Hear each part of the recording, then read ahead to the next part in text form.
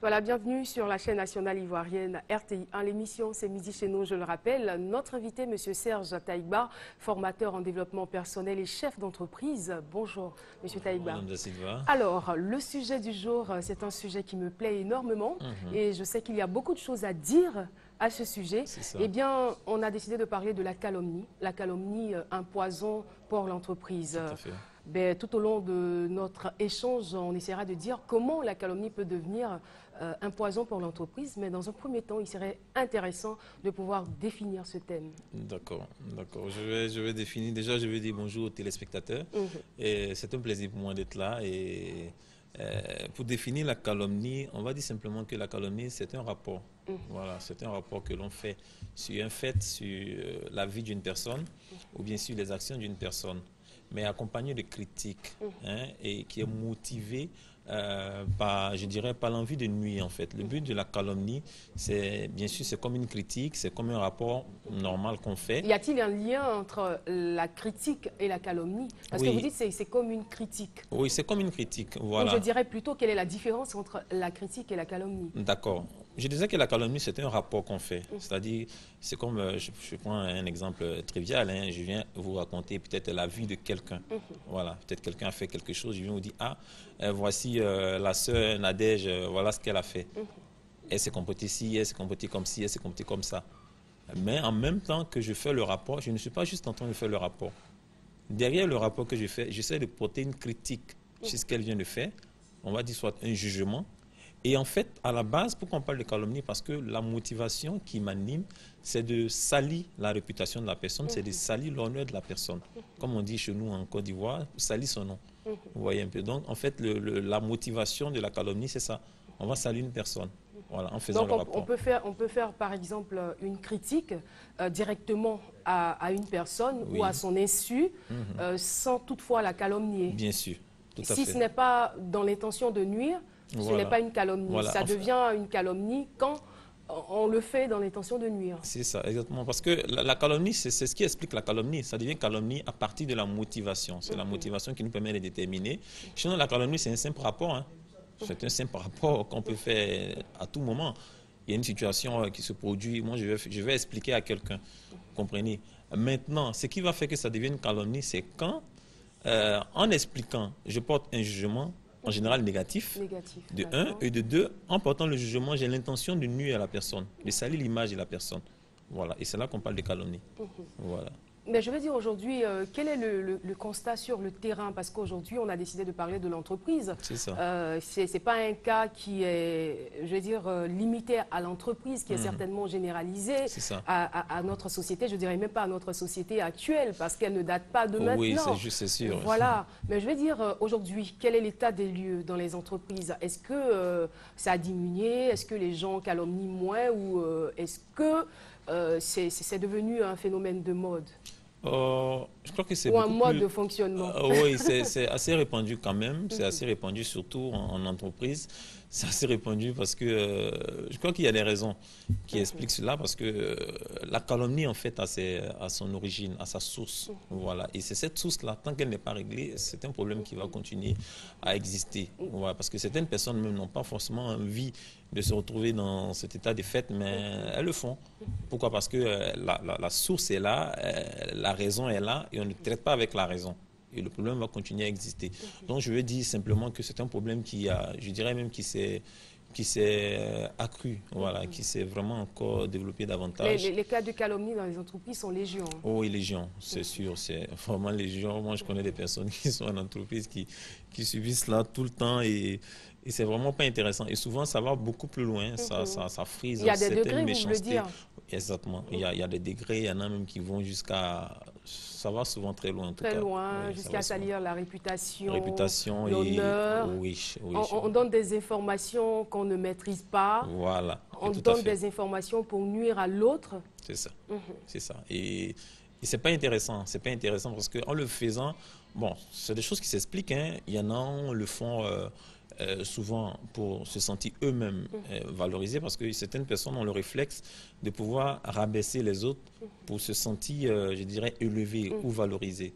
Oui. D'autres personnes, par exemple, le font parce qu'elles se sentent menacées, par exemple, dans l'environnement. D'accord, on va revenir tout à l'heure aux différentes raisons qui poussent les gens à calomnier. Mais un autre constat est fait, c'est que dès que vous arrivez dans l'entreprise, je dirais que vous avez des prétendus amis qui sont de votre côté, mais en même temps qui dénigrent tout le monde. Ah, là, tu viens d'arriver, il faut vraiment faire attention. Ici, les gens sont méchants.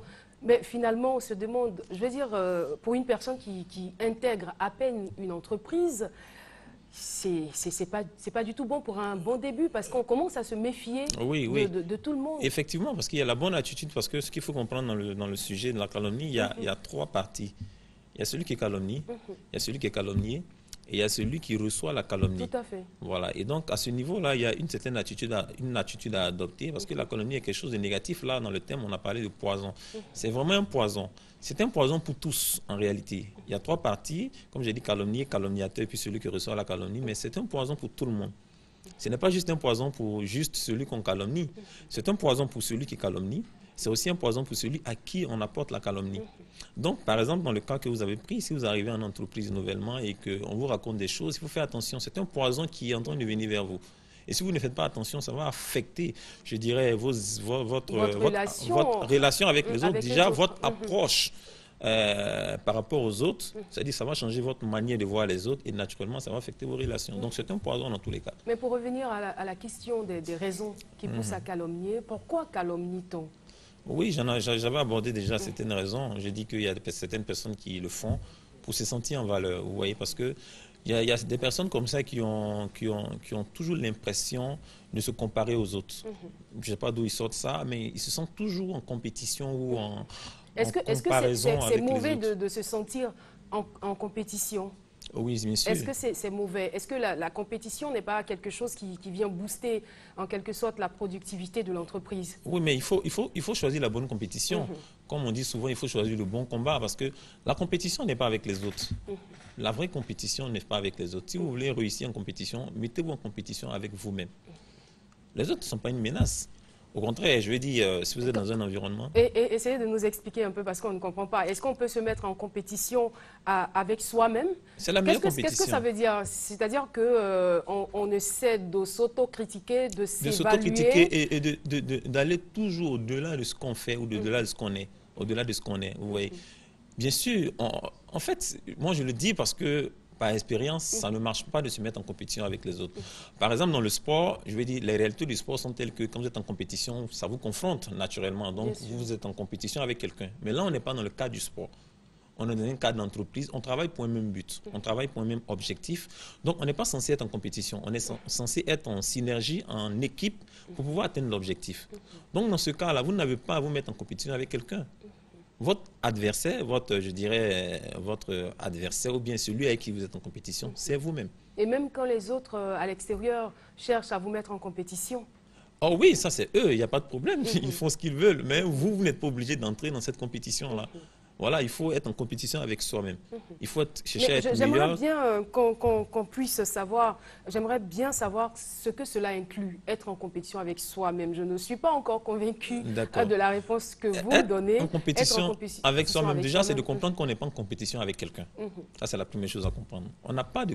Enfin, comment je peux dire ça? Moi, je dirais, je ne sais pas, j'essaie peut-être de traduire votre idée. Vous me disiez si c'est la logique.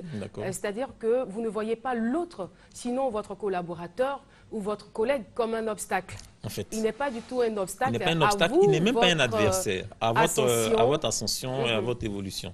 C'est ce qu'il faut comprendre. Donc, déjà, ça... Bien au contraire, il pourrait contribuer même. Bien sûr. Bien sûr, c'est une équipe. Et logiquement, dans une équipe, c'est ça, il y a une certaine interdépendance. Vous voyez, vous apportez à l'autre, l'autre vous apporte. Donc, naturellement, c'est quelqu'un qui est censé vous apporter un plus. Mais est-ce que vous pensez que dans les entreprises, les gens n'ont pas l'information, cette information que vous êtes en train de donner, pour chercher tout le temps à se mettre des bâtons dans les roues? Je pense que certains n'ont pas. Certains n'ont pas, mais certains l'ont. Certains ont l'information, certains savent toutes ces choses, mais en même temps, dans la pratique, voilà, c'est pas évident parce qu'il y a des raisons. Comprenez, c'est un peu comme une maladie. Une maladie a sa cause. Donc, si vous ne traitez pas la cause, la maladie va continuer toujours à se développer. Donc, c'est la même chose. C'est un problème. C'est un mal qui mine les entreprises, qui mine les relations humaines. Mais en même temps, tant qu'on ne découvre pas déjà la cause et on ne traite pas avec la cause, le problème va continuer naturellement. Et les causes peuvent être aussi multiples. Hein. Oui, il y en a beaucoup. Il y en a beaucoup. Comme j'ai dit, il y a aussi l'état de cœur de certaines personnes. Vous voyez, parce que en général, on est simplement l'expression de ce qu'on est à l'intérieur. Vous voyez, quand vous voyez, là, vous avez pris l'exemple de quelqu'un qui parle mal de tout le monde. Je veux dire, la vie est telle qu'on ne peut pas tous être mauvais. Bien sûr, le mal existe dans notre monde et tout ça. Mais quand vous voyez quelqu'un qui a l'impression de voir le mal partout, en fait, c'est parce que lui-même, il a un problème. C'est clair. On me racontait l'histoire d'un monsieur qui s'était levé, qui dormait, pardon, qui était couché. Et on lui a mis une odeur puante, c'est ce qu'on dit, une odeur nauséabonde sur la moustache. Vous voyez. Et donc, quand il s'est levé, il sentait l'odeur. Et il a dit, mais ici, ça sent mauvais. Comprenez? Et il a commencé à critiquer, oh, mais ça sent mauvais ici, qu'est-ce qui se passe? Il a changé d'endroit. Il allait dans un autre lieu. Il dit, mais ça sent mauvais. Il se plaint encore. Il a changé d'endroit jusqu'à près de 10 fois. Il se rend compte que partout sent mauvais. C'est comme si le monde même tout entier sentait mauvais. Mais le problème, ce n'était pas l'environnement. Le problème, c'était lui-même. L'odeur était sur lui. Vous comprenez? Donc, c'est un peu ce qui arrive à certaines personnes qui se mettent tout le temps à critiquer. Ils pensent que les autres sont mauvais, mais c'est eux qui ont le problème. Le problème vient de vous. Voilà, le problème est vous. Je veux dire, si c'est les défauts, tout le monde en a. Donc, on ne va pas s'arrêter au fait que certaines personnes, une telle personne a tel défaut. Non, les défauts, tout le monde en a. Donc, si vous vous arrêtez aux défauts des gens, on ne va pas en finir. Vous voyez ce que je veux dire? Donc, c'est pas un facteur. Voilà, quand je dis c'est pas un facteur. Ça peut exprimer quelque part des complexes. Bien sûr, c'est un complexe. C'est ce que je dis parce que le problème est en nous. Et ce problème-là est tel qu'on voit le mal partout. Donc, c'est un complexe qu'on a. Et tant qu'on n'a pas réglé notre complexe, on va traîner ce problème-là des années et des années. Les gens n'ont pas de problème. Les gens ont des défauts comme tout le monde en a. Et si vous analysez vous-même, vous allez vous rendre compte que vous-même, vous avez des défauts. Mais le problème, c'est pas eux. C'est vous d'abord à vous voir. Vous pouvez avoir des gens qui ont des défauts, mais vivre avec eux. C'est clair. Voilà, donc ce n'est pas un facteur. Il faut pouvoir les accepter. Il faut pouvoir les accepter. Voilà. Sinon, vous allez vous retrouver en train de critiquer tout le monde entier. Parce que vous voyez quelqu'un aujourd'hui, vous estimez que celui-là n'est pas bien parce que peut-être, je ne sais pas moi, parce qu'il est, je sais pas, parce qu'il ne s'habille pas bien. Vous le critiquez. Vous allez voir un autre. Peut-être lui s'habille bien, mais il ne parle pas bien. Vous allez voir un autre. Peut-être qu'il parle bien, il s'habille bien, mais il ne se parfume pas. Vous allez voir un autre. Au fur et à mesure, finalement, on s'en sort pas. Vous comprenez? Donc, voilà, c'est pas ça le problème. Le problème, ce n'est pas les autres. Le problème, c'est nous-mêmes. Le problème, c'est nous-mêmes. Voilà. Le problème, c'est nous-mêmes. Et donc, parlant des raisons, j'ai parlé aussi de l'état du cœur de certaines personnes. C'est eux-mêmes qui ont un problème à l'intérieur d'eux et ils pensent que c'est les autres. Il y a aussi le fait que, comme je l'avais dit, hein, que certaines personnes se sentent menacées. Et donc, comme en entreprise, elles voient peut-être une tierce personne comme une menace pour leur promotion, il faut tout faire pour nuire à la personne. Pour ne pas que la personne occupe la place qu'on vise. Ou bien peut-être on se dit que cette personne-là, si elle est trop bien placée, je ne pourrais pas peut-être évoluer ou bien je ne pourrais pas aller de l'avant. Mais justement, qu'est-ce qui explique cela? Je veux dire, est-ce que ce n'est pas par hasard l'incompétence qui... Ce n'est pas une façon de traduire son incompétence? C'est vrai, vous avez parlé de plusieurs raisons. Par exemple, vous avez parlé, je vais dire, des complexes. Du fait qu'on ne soit pas en harmonie envers nous-mêmes, mais aussi un autre cas que vous donnez. Voilà, donc on se sent limité, on se sent incompétent. Alors dès qu'il y a une nouvelle recrue, on se dit, ah, vraiment, elle va venir ravir ma place, ou il va ravir ma place, ou peut-être je vise le poste de directeur marketing, je ne suis pas très loin, et c'est sûr que, voilà, avec le profil qu'il a, c'est clair qu'il va rafler ce poste. C'est ça, voilà, c'est-à-dire, c'est toujours la notion de la menace, hein. Voilà, on se sent menacé. Mais ce que vous avez dit, c'est important parce qu'on est incompétent, c'est un aveu de notre incompétence. Mais en réalité, ce n'est pas la bonne attitude à avoir. Si on estime qu'on n'est pas suffisamment compétent et que l'autre est à la hauteur, ce qu'il faut faire, il faut aller travailler, il faut aller, je ne sais pas comment dire ça, il faut aller se bonifier, il faut aller renforcer, bien sûr, ses capacités, naturellement, pour pouvoir atteindre l'objectif. Mais ce que vous faites, c'est quoi? Vous utilisez des mauvais moyens hein, pour pouvoir atteindre votre objectif. C'est pas, je sais pas comment je peux dire ça. C'est pas adapté, C'est pas adapté, c'est pas sérieux, propice. c'est pas sain, voilà, comme approche. Donc, c'est pas bien. Après, même quand ça marche, quand vous avez nu à la personne et que vous avez accédé à ce poste, logiquement, quand vous êtes quelqu'un de bonne moralité, vous allez avoir des remords, naturellement. Mais est-ce qu'il n'y a pas même des chefs d'entreprise qui favorisent cela? Vous êtes directeur d'entreprise, vous voulez savoir, qui prête le flanc en fait, je veux dire, vous voulez savoir ce que vos collaborateurs font, il y a peut-être quelqu'un avec qui vous vous entendez bien, qui vous a donné une, deux informations de passage, donc chaque fois vous l'appelez et je veux dire, arrivé à un certain moment, même s'il n'a pas d'informations, c'est clair qu'il va en inventer. Oui, c'est sûr. Effectivement, ce que vous dites, parce que aujourd'hui, les chefs d'entreprise ne prennent pas la peine de régler ce type de problèmes-là dans leurs entreprises. Aujourd'hui, tout le monde est focalisé sur les résultats, mais ils ne savent pas qu'avoir des résultats, faire des bénéfices, faire des chiffres, passe par tout ça. D'accord. Peut-être qu'on en parlera un peu plus loin, mais il faut savoir que déjà pour réussir en entreprise, le secret c'est d'abord réussir le challenge d'équipe. Il faut former un bloc équipe, il faut être un. Comme on dit, l'union fait la force. Donc si dans une entreprise, il n'y a pas d'union, il n'y a pas d'équipe, il n'y a pas de bloc, naturellement, il y a, comme on dit qu'il faut diviser pour mieux régner. Donc celui qui est votre adversaire, quand vous êtes divisé, naturellement, il aura une certaine ascension, je veux dire, dans l'impact qu'il va avoir sur vous. Donc vous êtes obligé d'être en équipe, vous comprenez. Et beaucoup de personnes ne travaillent pas à ça. Est-ce que cette théorie machiavélique marche dans l'entreprise? Est-ce que c'est fait pour aider l'entreprise, diviser pour régner? Bien sûr, ça marche, parce que si vous êtes divisé vous-même, naturellement, vous ne pourrez pas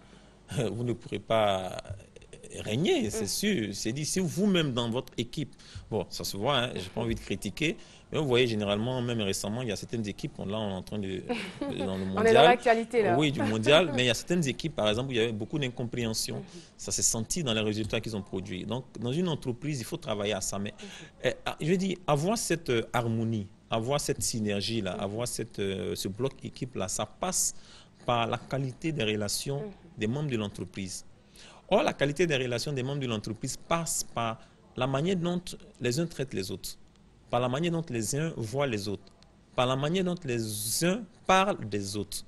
Et donc, si ça, c'est pas réglé naturellement, le poison va s'installer et ça va commencer à créer des fissures dans le mur. Et quand il y a les fissures, le serpent peut entrer et peut faire des dégâts. C'est clair. Voilà. Vous disiez à l'entame de votre intervention que ça a de graves répercussions, donc la calomnie sur le calomniateur, sur le calomnié et sur aussi la personne qui reçoit l'information. Oh oui, oui. Déjà, celui qui... Bon, on va commencer par celui qu'on calomnie. Naturellement, ça va salir sa réputation. Et je veux dire, celui à qui on ira parler de lui aura certainement, s'il n'a pas suffisamment de sagesse... Non seulement salir sa réputation, mais avoir de graves incidences sur toute sa vie. Toute sa vie, sur sa carrière aussi. Sa carrière, même sa vie familiale. Oui, c'est juste. Donc, parce que ça crée un déséquilibre qui peut vous paralyser. Oui. Et c'est très dangereux. Il faut faire attention aux rapports qu'on fait des autres. Je veux dire, parce que ce qu'il y a aussi dans la notion de calomnie, souvent ça peut être même des faits avérés. Tout à fait. Voilà, ça peut être des faits avérés. Voilà pourquoi j'ai parlé de rapport. C'est un rapport qu'on fait, mais qui est accompagné de critiques, c'est-à-dire de jugements. Et ensuite, la motivation, c'est de nuire. Vous comprenez? Donc ça peut... des faits avérés qui sont travestis. Oui, qui sont travestis, mais qui ne sont pas forcément travestis même. Ça peut être même des faits vraiment avérés, c'est des choses qui ont existé. Mais le truc, c'est que, comme on dit l'amour couvre les fautes, vous comprenez? Et donc, si vous partez parler de quelqu'un, peut-être qu'il a vraiment fait une gaffe. Mais en allant parler de la gaffe que la personne a faite, vous êtes certainement en train, par exemple, de salir l'image de la personne. Et vous savez que, par exemple, c'est une information capitale. Si vous la portez auprès des autres, ça peut salir l'image de la personne. Il risque son poste, bien que ce soit vrai. Et donc, normalement, l'amour doit pouvoir vous amener à couvrir cette faute-là. Parce que vous savez que si vous le faites, voilà ce que ça va entraîner. Donc, faites attention. Mais vous pouvez dire, moi, je m'en fiche, de toute façon, il a fait, je vais dire, c'est la vérité, c'est ce qui s'est passé. Mais votre motivation, c'est de nuire à la personne. Si vous savez qu'en parlant, ça va nuire à la personne, il ne faut pas faire. Vous comprenez? Donc, c'est très dangereux. C'est très dangereux. Il faut éviter, faire attention à ce qu'on dit des autres. On entendra dire, mon ventre n'est pas valise. Voilà, mon ventre n'est pas valise. Mais bon, ça n'a pas de sens. C'est un manque de sagesse et il faut travailler avec ça. Et quelle est la répercussion sur Vous avez parlé de la répercussion Je suis sur la victime voilà, et sur la victime. répercussion sur le bourreau. Ouais, Il y a aussi des répercussions, le bourreau, naturellement, ce que les gens ne savent pas, je dis souvent que tout ce qu'on dit, c'est un peu comme des choses qu'on essaie de s'aimer dans nous-mêmes, notre propre esprit. Parce que ce qu'il faut comprendre, c'est que quand on parle, on s'entend. Et quand on s'entend, il y a quelque chose qu'on reçoit de nous-mêmes. Et si tout le temps dans notre vie, on est tout en train de dénigrer, dire des choses négatives, des choses pas bien. Bien sûr que peut-être en le faisant, on se dit, bon, on n'est pas en train de le faire. Voilà, c'est les autres. Mais en réalité, on est en train de s'affecter soi-même. Vous comprenez? Parce que si notre mentalité n'est pas un environnement sain, n'est pas un environnement propice, hein, je dirais un environnement où les choses sont... comment je peux dire ça? On va dire peut-être pures. Les choses sont pures, voilà, on va emprunter le thème comme ça. On ne pourra pas aller de l'avant. Parce que notre mentalité, notre monde intérieur, est ce qui va déterminer ce qu'on va vivre au quotidien. Par exemple, la joie qu'on va avoir, l'enthousiasme, la confiance qu'on va avoir en nous, est déterminée par tout ce qui est en nous, en fait. Et donc, quand on se retrouve en train de tout le temps dire des choses négatives, même bien que ce ne soit pas sur nous, c'est sur les autres, mais quand on le répète, on le répète, on le répète, on est en train de s'affecter soi-même. Et on va se retrouver à être quelqu'un de naturellement négatif, quelqu'un de naturellement triste, quelqu'un de naturellement, en général, abattu. On ne comprend pas pourquoi les choses sont ainsi. Mais c'est dû simplement au fait qu'on est tout en train de raconter des négativités. C'est clair. Voilà, donc ça nous affecte nous-mêmes. Donc il faut faire attention aux critiques qu'on porte souvent. D'accord, on y reviendra. D'accord. On va vous donner l'occasion, chère consultante, de pouvoir respirer un tout petit peu. C'est avec Flavor. On se retrouve tout de suite.